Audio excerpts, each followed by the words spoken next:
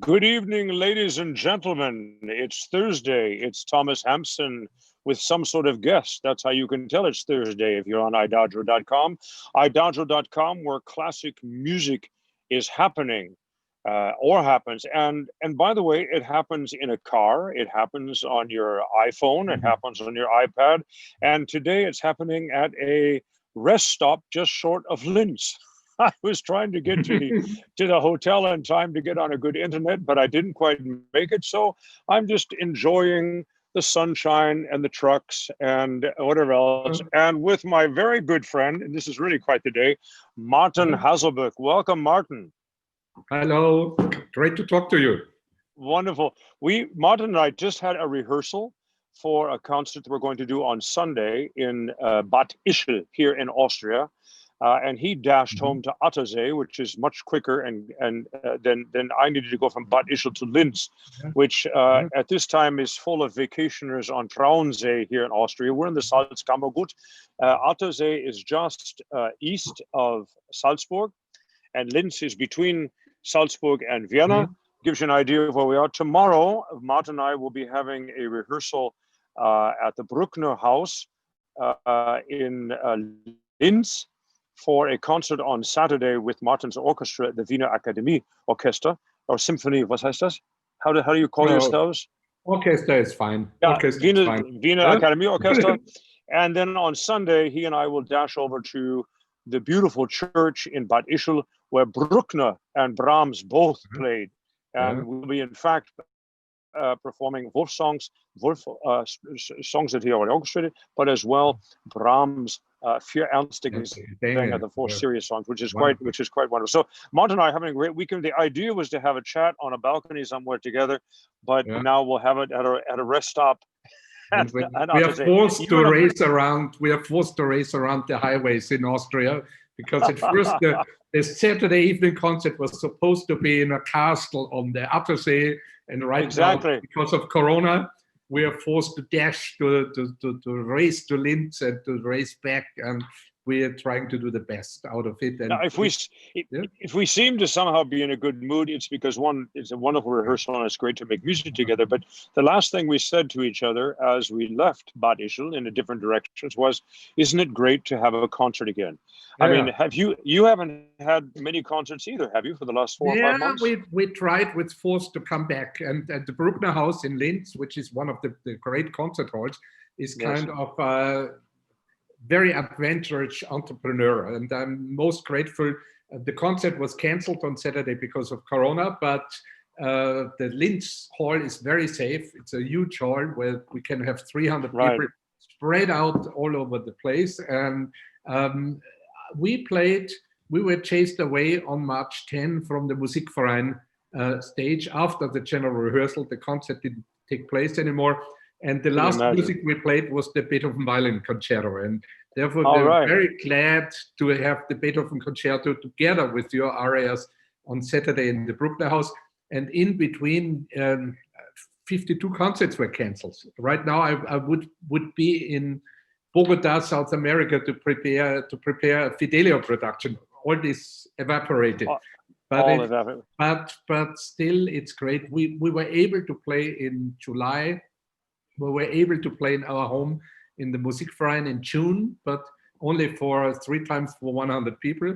And we feel when the orchestra meets, the excitement is so everybody's burning to make music again. And yes, but not only the orchestra. I did a recital. Zurich Opera got permission to do a little week of See You Next Season, music festival at the beginning of July, and so on Mahler's birthday of all places, I got to choose.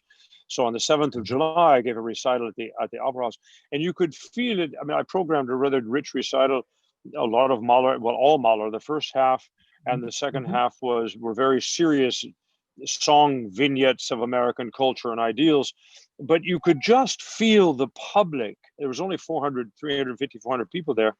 You could just feel that everybody had this need to have music go through their blood. And they were absolutely stone cold quiet, and they knew certainly they knew all the Mahler things already from me. Some of the American, quite a bit of American was quite new, But you know, it's not only the artists need it.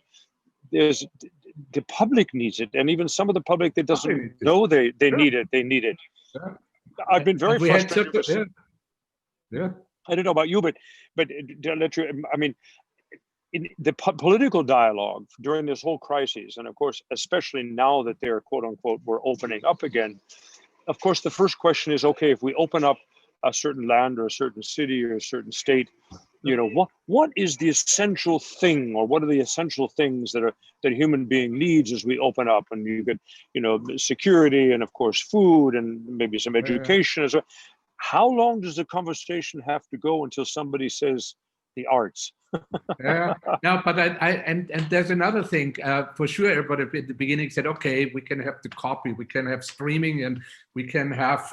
I had a philosopher dialogue where I had really a fight. He said, oh, the Mona Lisa, it's just an education process that you want to see the true and the real life Mona Lisa. The copy is just the same. And I think one thing we learned, that it's fantastic to have this Zoom dialogues. I was teaching with Zoom, to have all these things, and then but then you do need the real thing. You do need to sit in a place together, to hear the real music, to meet real people, to touch, to feel, to smell the music. and I think the reason we're so passionate about it is something that sometimes doesn't get talked about, and that is that, you know, the canon of classical music is really a diary of cultures, and is the stuff we listen to understand the meanings of life and the dilemmas of life, and the perspective of various epochs and cultures is just like a kaleidoscope. But it's really all about humanity. And what concerns me sometimes is that this whole idea of having concerts again and sports again. Sports are also important, but it all becomes sort of, oh yes, that distraction industry, that entertainment industry. Oh, and we feel so passionate. The arts actually have a completely different intensity about them, a reason about them. And you feel it with the politicians. It's always empathy is connected with art, and dialogue is connected with art. And we had I have a friend who is ambassador right now to America, and he had this wonderful idea. Let's make a project where we connect always one artist from his field, American artist, with a European artist. And I had two projects in this series. One where we zoomed John Malkovich into the Musikverein hall, and we had an organ improvisation with his dialogue. And the other one, I have this little Baroque orchestra in Los Angeles, and they are really desperate and we had a piece where we played a suite where we jumped always from one side to the other, and we could play with the Vienna group, we could play in the Vienna Court Chapel, but they had to play on the beach or something, because all their public rooms were closed, everything was closed. And so I think this feeling, or for me today, I was fully touched with this Beirut catastrophe, with the explosion, because I was just performing in Beirut 2 months ago. And exactly in the church where I played, there's a new pipe organ in there. This is totally destroyed right now, and it's horrible. And when you feel this connection, daily life connected with the arts, it's always okay. We make music and we have this treasure of classical music, but for me it's all about dialogue, and it's all about getting in contact with other human beings, situations. You were so in the COVID catastrophe here. I mean, this I don't want to be glib about it, but the COVID Urlaub, the COVID, what I called it, my unexpected unfunded sabbatical. But you actually traveled to some other places and were able to give concerts? No. But we had all these concerts canceled. We had a big American tour canceled, South America, China canceled for sure. And what's happening right now is that we build our own surroundings where where you can feel safe. And the thing what's interesting right now, if Salzburg happens without any catastrophe, if our concerts happen without anybody, what I definitely believe, because I think the last time when we played at the Bruckner House, we played with 2 meters distance and everything. And our orchestra can play with more distance because Baroque orchestras played standing. Yeah, sure. And you had more room. But then you leave the hall and you see these people in the restaurants and just sitting on totally embracing each other and sitting just on one's lap. Yeah? And so it's really the question. I think we have to survive it. We need some discipline, and if you have discipline, I think you can have some cultural scene and some work together. What you can do. Yeah. I agree with you completely. And then, of course, the other dimension of this whole COVID time is that everyone has become far more digitally aware. The digital universe is now a self-understood part of our consciousness, of our communication, like this. I mean, we probably would have thought this was audacious this time last year. Now it's simply possible. It's what we can do and what we will do. And that's one of the reasons why I'm so enthusiastic about IDAGIO.com, which is a streaming platform. And then this program is IDAGIO Live, which is essentially putting artists together. And I've been loving doing this interview program every Thursday and inviting colleagues like you to have a conversation about what's going on in their lives and the music they make. And of course, the IDAGIO.com, they have created this global concert hall series, which is what I call kind of a third rail of performance, because it's different than it's before. We're no longer taking electronic pictures of concerts. We're actually now producing for the people in the hall as well as the people on the net, as it were. And there's a paywall, so people get to participate in a very legitimate process of a performance. It's very affordable. And of course, one of the aspects is that at the end of any of these concerts, it's a live green room. Definitely. And all of this is a preparatory remark, ladies and gentlemen, to tell you that our concert on Saturday that Martin and I will do with the Vino Academy in Bruckner, Beethoven and Schubert, is also a co-production with the Istanbul Music Festival. Yes. And being recorded by Adagio Live. And we will do our green room as well after the performance, but it will be a delayed broadcast. It will be then presented by Adagio Global Concert Hall in conjunction with the Istanbul Music Festival in September. Late September. Late September. Yeah. No, so you know, these are the wonderful sort of hybrid projects that are just springing out all over the place, and Adagio is the place to see them. Is the place to get them. You know, it's a wonderful organization. It's a wonderful catalog. It's a maybe if we have a little bit of time, I'd love to show everybody how to go into the app and create a playlist or listen to some music. But let me, first of all, we've dropped a lot of places, a lot of repertoire. One of the reasons I admire you, other than just being one of the extraordinary musicians I've ever met in my life, and you're sort of this crazy schizophrenic person of one of the most famous and important organists of our time, and also the founder of this extraordinary Wiener Academy Orchestra that I completely fell in love with last year when we started work together. And you seem to just be, I mean, when I WhatsApp you, I never quite know where you're going to write back from. And so, just tell us about some of your project. How did first of all, do you spend more time traveling as an organist or as a conductor? Yeah, it's one after the other. But first to Adagio, you mentioned that the word hybrid. For me, this is again a beautiful development with Adagio and Global Concert Hall, because the Istanbul Festival was a very sad thing in the beginning. They postponed the concert twice. At first, the concert was supposed to be in June. Then they said, okay, let's make it live in July. And then they gave up. And they said, okay, please, we have somebody, we want to share it with our audience. Let's stream it. And for me, this is especially, I work a lot in historic places with pipe organs. Some of them are in the most beautiful churches.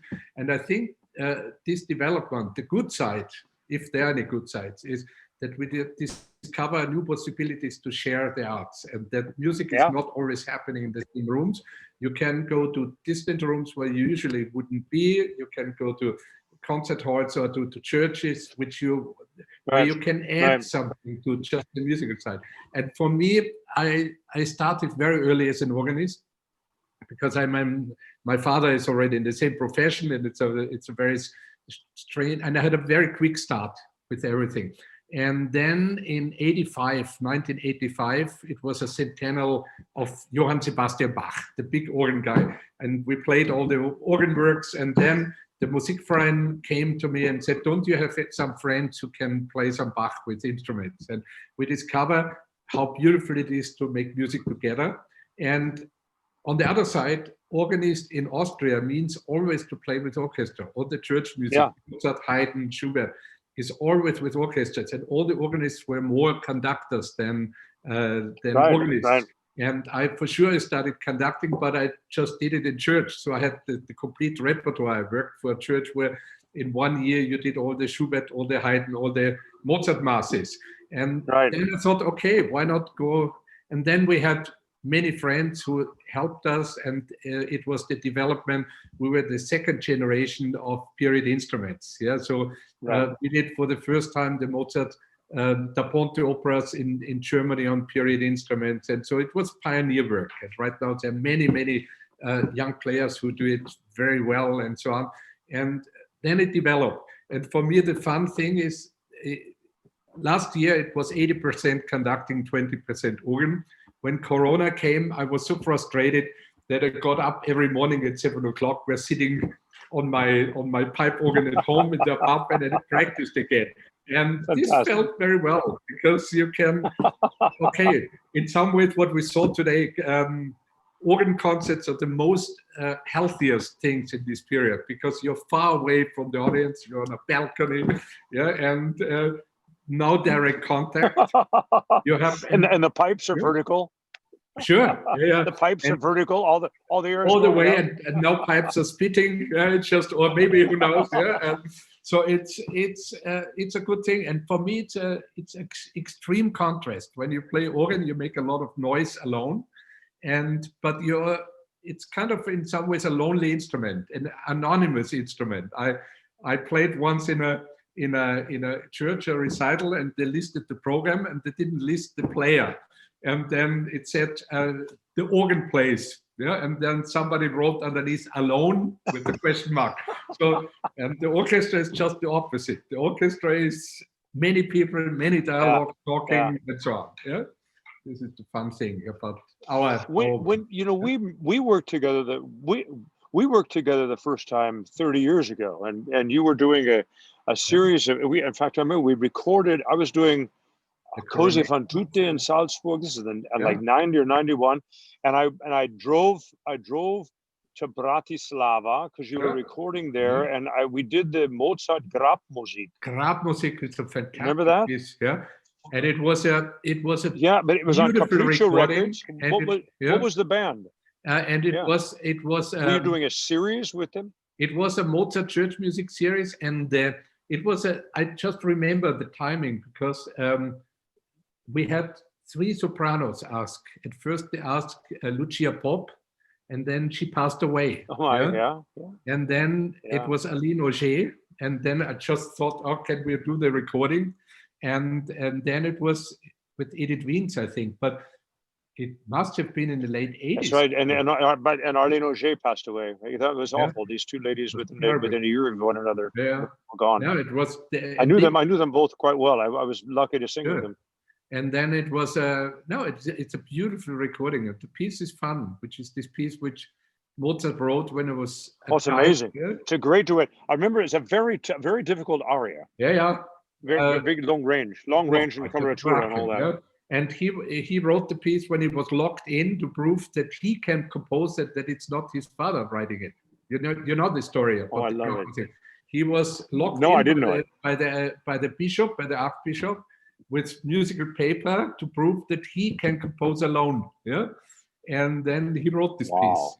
It's a great piece. That's why it's so young. I mean, I remember it's like Opus 32 or K32 or something. And the recording is on IDAGIO, because I know that because we gave all our complete recordings, which are many, we gave to IDAGIO to put on the list, on the contract. I think they didn't have time because they're so busy right now to put everything, to load everything. But I have seen the grap music is on. All right, so everybody, if you go to idagio.com and you put in Martin Haselböck you're going to get a Really? whole bunch of recordings to come up and just have fun. Yeah. And if you put Martin Haselböck and Thomas Hampson, it may come up that you get the grap, or just put in grap music of Mozart. See what happens. I hope but there will be some more in the future. Yeah. And you remember we talked about at that time. That time you were preparing for the Staponte cycle in Prague. Yeah. In the Theater when it was to be reopened. And there's one recording out, not of all the operas, but the Don Giovanni from '91 is still on CD, which is on. I don't know what happened. It slipped around so much. We were gonna do that together. No, you were not free. You were not free, and it was a Mozart year '91. Yeah. So I mean, I think everybody was the two questions I have. As you started going more from organ into conducting, or was it the same time, but then it actually blossomed into more professional conducting and so forth. You mentioned earlier that you were the sort of the second generation of early instruments, or as they call it, the original Klong and that sort of thing. Did you were certainly familiar with Hanunku's work in Vienna. Sure. Yeah. And did you work with Nicholas? I never worked with him, but for sure I admired his work. But there's a foundation stories of a story of Concentus and Nicholas Hanunku. When I talked to you about the first concert with Bach, and we had some friends, and two of them were members of the Concentus, founding members of Hanunku's orchestra, and we have the first rehearsal, and we rehearse a little spot, and then Andrea, the concertmaster, one of the violinists of Concentus, gets up and said, "Why do you rehearse this? Nicky does it that way." Yeah, and then I had. During the break, I talked to Andrea and said, I thought a little bit about it.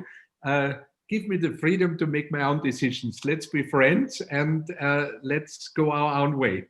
And so I, for sure, admired Hanunku's work, which was very important and for everybody, but I tried, and all my musicians, there are very few connections between in the past 30 years when the orchestra existed. Right. And I come, maybe going back to the organ school, I come from an organ school in Vienna, which was maybe the pioneer-breaking Bach research group. For me, more important than everything what happened in the orchestra. There was a guy, totally unknown, Anton Heiler, which was the major organist. The first organist who played, he died 79, quite young. He was the one when Karl Richter played the sold-out concerts in Musikverein, and he was my teacher also, and he was the first one to talk about rhetorical figures, to talk about the second meaning in Bach and so on. And this was incredible, and we had this unbelievably profound education from the organ side, which for me the background of my work in many ways. I get it. I get. When did you start? And I mean, you founded the Wiener Academy Orchestra, right? Yeah. This was 85. Yeah, this was 1985 already. Yeah, 1985 was the first concert in Musikverein. And stop. Yeah. When we were in Bratislava recording, was that this orchestra? This was this orchestra. Yeah. No, I didn't realize that. And there, when you record it. Tomorrow and Saturday, there are two players from the time still in. The first cello and the viola. Yeah, you will meet them. They were very, very, very young then, and everything else is great. Sure. And it was the same group. And maybe the advantage was, since I was so well known as an organist, we had maybe too many invitations in very early time. In '86, I was for 2 years artist in residence with the group of the Cologne Philharmonie, something which would be impossible. And it was still the time of the Iron Curtain. And there's an incredible founding story, that we got in '87. We got the invitation, the Leipzig Bachfest. It was still communist time. They invited us to do all the Brandenburgs, all the orchestral suites, 5 concerts, but they didn't have any Western money. Yeah, and so I said, we are free orchestra. I have to pay my musicians. So we have a contract, and we had a contract that they sent us a Blüthner piano, concert grant. We sell the piano, and then we pay our musicians. Good deal was made, and fantastic. 2 months later, a letter comes from the foreign minister of the DDR, telling us, we have to tell you that the piano you bought cannot be exported to the West. So we're here, and so what do? We canceled the concerts, and it was a scandal up even almost to today. Some people said, "Oh, you left us when we needed you most," and the others said, "Oh, you showed the communists how to behave," and so on. Unbelievable. And it was a different world. Right now, if we would play Leipzig or like organ, I played these organ programs, sold out 2,000 people in the Gewandhaus, and right now it's with organ it's much more difficult for sure. Now, but the start was very quick. Maybe it was fun. Yeah?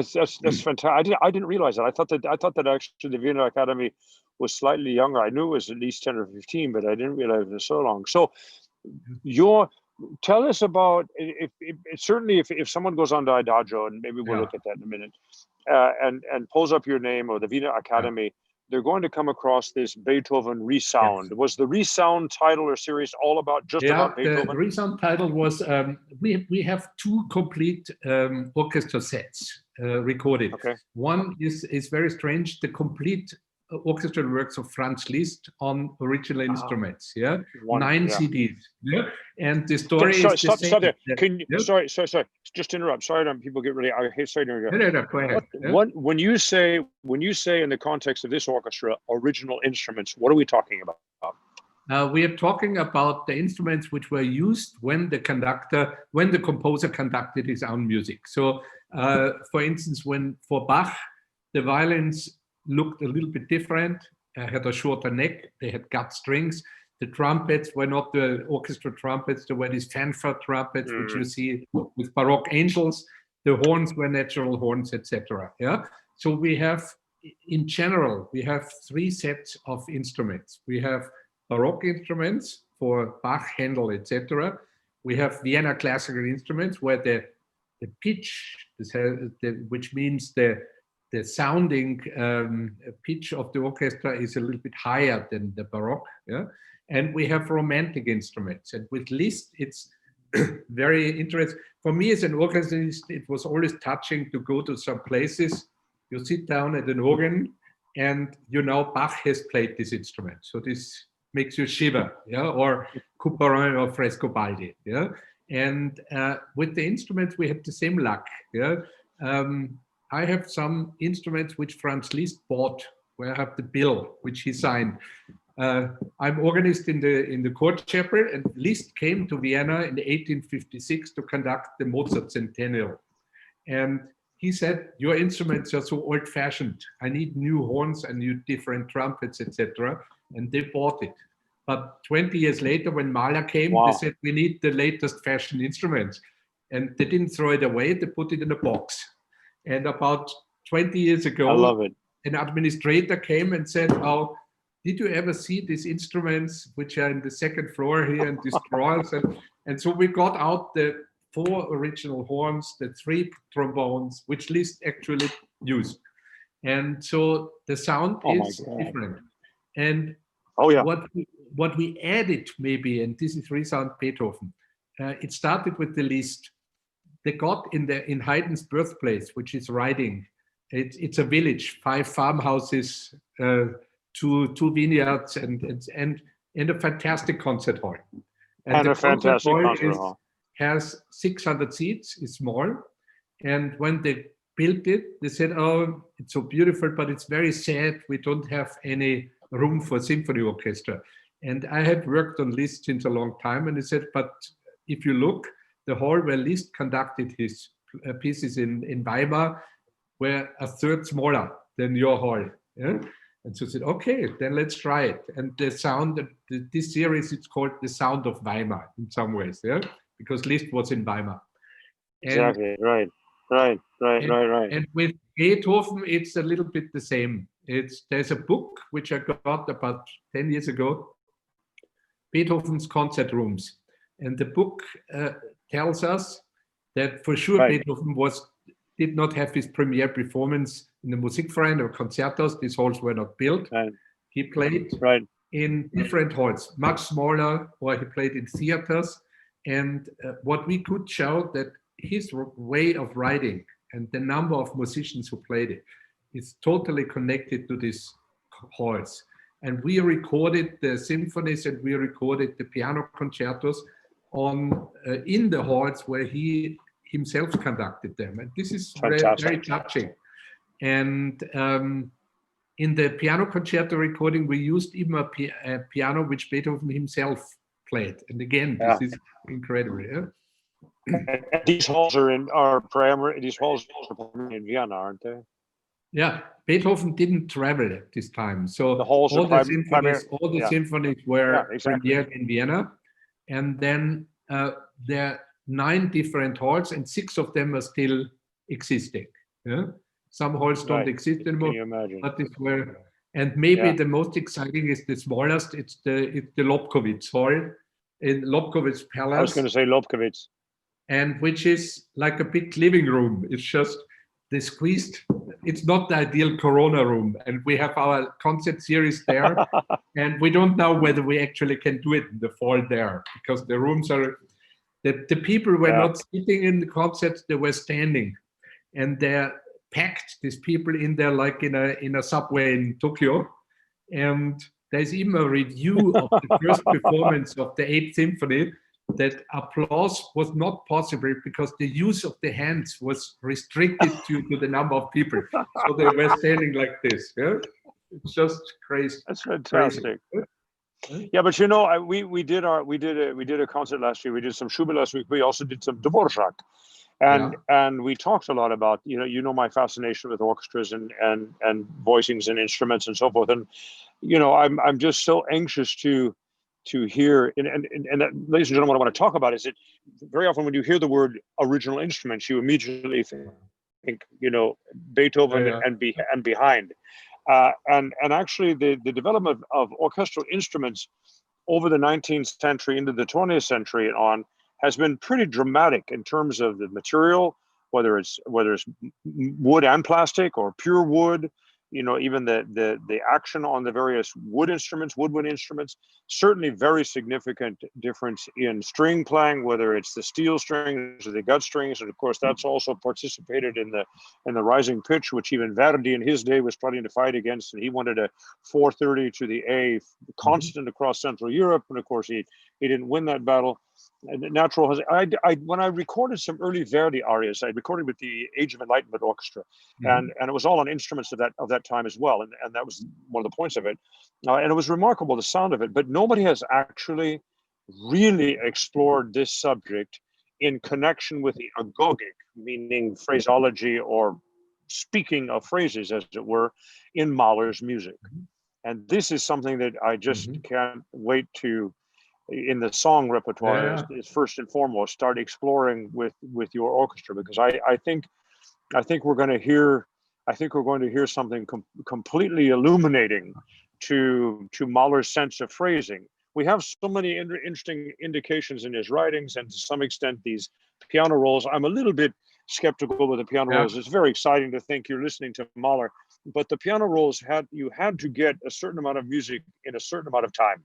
And I can't help but feel that some of the tempi are affected by that. Well, if you could just, I mean, Mahler was an extremely practical human being. And so we said, look, Mr. Mahler, we know that, that this movement actually, it takes a minute longer than what we have wax. He may have found, I don't know. If you talk, you probably don't know it, but these piano rolls are kind of a hobby I had as a gift since 30 years. Yeah, you have. I've seen them in the house. One of these Vorsätze, And right now I gave it to the Liszt Society in writing, and they restored it, and it works fantastically. And we have end of October, we have a little symposium where we have a concert with only Franz Liszt pieces played by his students. And the amazing thing is this machine works very well. And if you play it right, you have to practice almost as much as if you would study the music, because you can control a lot with dynamics and with accents and even with tempi by pumping. And are you going to the writing list opening thing in late next week or the end of next week? On the 18th, I think it is, or the 14th or something. There's some I think, and the new president of the Liszt Foundation or no, the Liszt. They started a new Liszt Foundation, and Right. the two pianists who run the festival have a fundraising concert.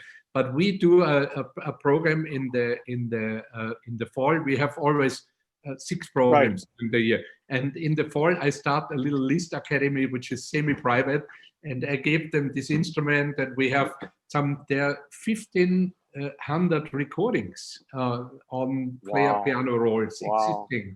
There was a little concert hall in Vienna around 1910 where they had daily concerts with, you have singer accompaniment. Yeah, and can you imagine? No, it's really, and for me, Mahler, it's fascinating too. But since you mentioned the songs, I think one of the major differences, even if you use a piano from 1900, is piano accompaniment by historic piano versus, and if you think in Vienna around 1800, there were 100 different piano makers. Can you imagine? And end of the 19th century, only had Bösendorfer and Steinway and nothing else. Do you know that the piano that Mahler had, that he composed the Kandam Wunderhorn songs, was actually a early 19th century quadruple string grap. Really? And it lives in the Cobb piano collection in England. Yeah. And that's the piano I'm standing in front of in the record I made with the Jefferson Parsons of all the songs, which is but the quadruple string graph is an amazing instrument. You don't know whether you're listening to a piano or a whole bunch of guitars. It's really extraordinary. And he loved this piano. He loved the sound of the piano. He probably had other pianos as well, and they restored it. The Cobb collection, and what you just said about pianos, that is something I still think should be explored in the Lied repertoire. I personally think why Erlkönig has 4 different versions. If you look at the different versions and the different years as they develop, they are parallel to the development of the piano. Franz Schubert had in his ear something that was not playable on the piano until they finally built it. And the action was quick enough that those triplets, it didn't play when it first came. So you had ya ta ta ta ta ta ta, and then there was one pa pa pa pa pa pa pa pa pa pa, and there was a ba and then finally became which, by the way, we're going to do in an orchestration by Liszt on a Saturday. Yeah, very, very, very fun. There's all sorts of things that tie together. Yeah, many things. Yeah. Oh my goodness. Together. Yeah. Great. So how was the orchestra surviving? Yeah, this was there are a lot of freelance people. We got some support for some of the players who live only from that. Quite a lot of the players teach. Yeah. For me, as you said, I'm a professor at the university here, and I'm on the safe side personally. But the orchestra was really, we got some help, and we got a lot of help by our supporters, private supporters. You have a huge group around you of supporters, and But by the way, you said you had this orchestra in Los Angeles. Is there splashover of supporters because of you, or is it really all your different? In Los Angeles, it's a group which was founded by a donor who passed away last week, by Mr. Warner Henry and Mr. Colburn, who has founded the Colburn Foundation. I knew them both. Sure. And they told me, please, do you want to help us to build a little group to play Baroque music here? Baroque music was everything, which is And so I started 20 years ago. It was around 2003. But for them, it's really difficult. And the situation is different in America. We have more protection around here for these freelance musicians. And I hope we can keep them alive. I'm sure we can, because over there too, there are a lot of fans. But for sure, it's easier once you live in Vienna, when all the traveling possibilities are cut and so on. It's easier to support in your own country. It's just what is next season supposed to look like with the orchestra? Are you supposed to go on tour again? No, we have we have our series in the Musikverein, and plus we have 2 of the series which we organized. Plus we have a few places in Austria where we play regularly, like Bruckner House and so on. We had planned a South American tour in November, which is already postponed to next summer. We had planned a North American tour with Mexico and America with St. Matthew Passion. So there are a lot of question marks. And so what's happening is more solo playing again with the organ. I think that we have to wait for the next season to make really international tours. Now, the orchestra you have in Los Angeles is a purely Baroque orchestra, correct? Yeah, right. And the scene is different because here, in some ways, we are one generation in advance. Here in Europe, all the young players, all the who come out from a university can play both, can play period instruments and modern instruments. Over there, there's still a very strict separation. You're either a Baroque musician or you're not a modern musician. It's different. Right. Yeah.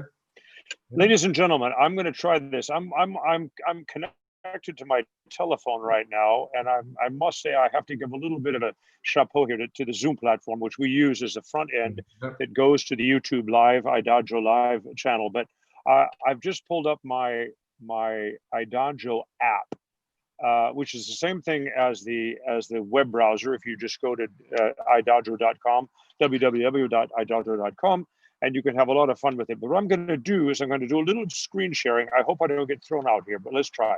Here's the screen sharing, and I'm going to share my computer sound and optimize. And I'm going to go to the app, and the next thing you see, do you see that, Martin? Here, this is the app. High tech. This is the app. High tech. Yeah. Yeah, and I put in Martin Haselböck. What I love to show everybody are a couple things. Here's the 6 piano concertos. Yeah. That's relative. Now here's your Beethoven Resound. So if we click on the Beethoven Resound, one of the things I absolutely love about this, you see these ellipses over here. With this, I can add it to a playlist, ladies and gentlemen. I can create a playlist, and I can say Haselböck, right? Yeah. Right, something like that. It will come. There we go. Yeah. Haselböck. Yeah. So I make myself a playlist, and I can throw anything I want in there. I can add that to the playlist. I'm going to put it in the Haselböck playlist. And what's lovely about IDAGIO is when you have it on your iPhone or your iPod or your iPad or your computer, it's immediately that playlist, so you can keep track of things. The other thing that's really fun is when you go to the chevron here, you get a little bit more information here. And we're going to listen to the beginning of Beethoven 5 just for the heck of it. And when I push this to start it, you're going to see on the right-hand side all the other recordings in the IDAGIO database of Beethoven's Fifth. And this is a wonderful world of exploration. So let's have a listen. Yeah.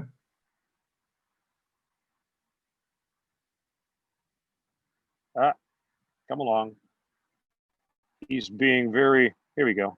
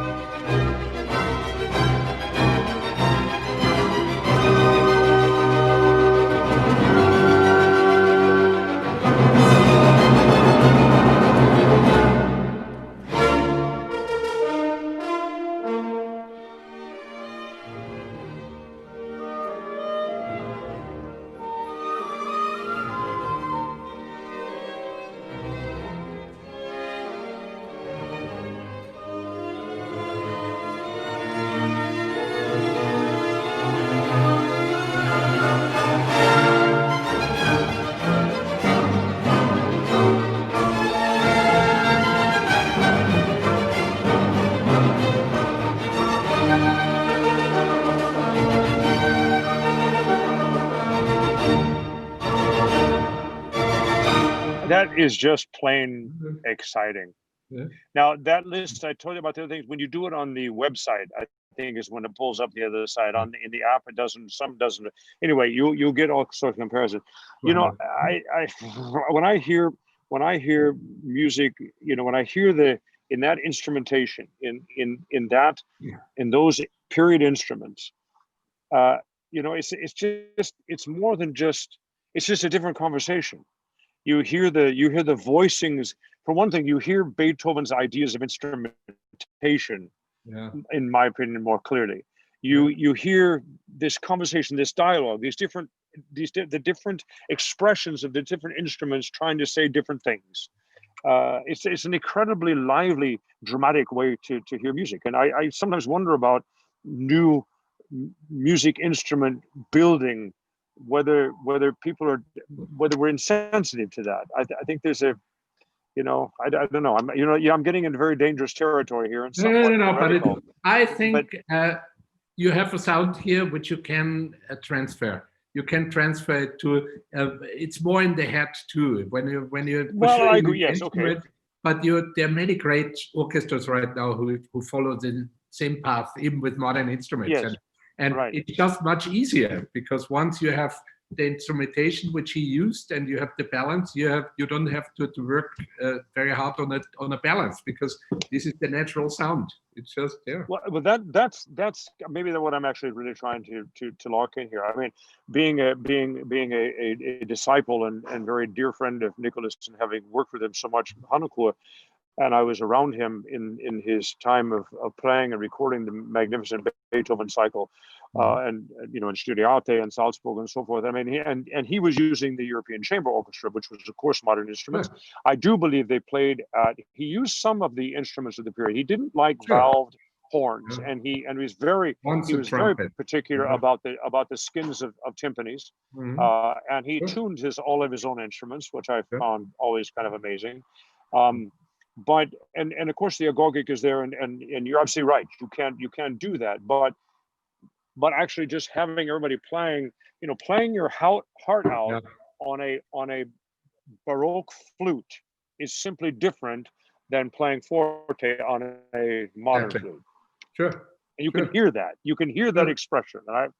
It's very exciting.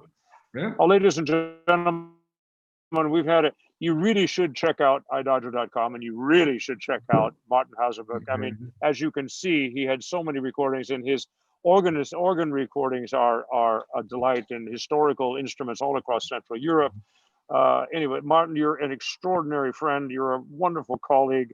You're an incredible musician. Stay wealthy. Yeah, stay wealthy. Get wealthy. Stay healthy. Thank you. Anyway, thank you, ladies and gentlemen. Thank you for your patience. We had a good time. And I'll leave you with the trucks here. And I'll see you at rehearsal tomorrow morning.